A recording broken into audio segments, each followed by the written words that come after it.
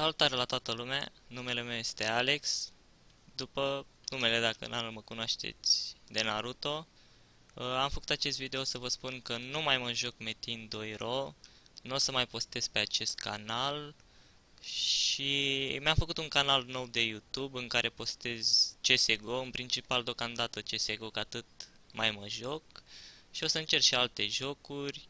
Poate o să revin la Metin când o să iau o hotărâre definitivă, dacă or să mai mă joc sau nu.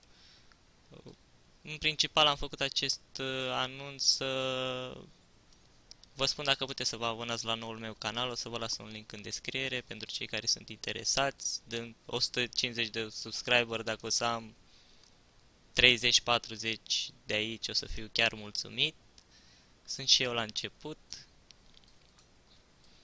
Și ce să vă mai spun, ne auzim cu bine pe noul canal și mulțumesc. La revedere!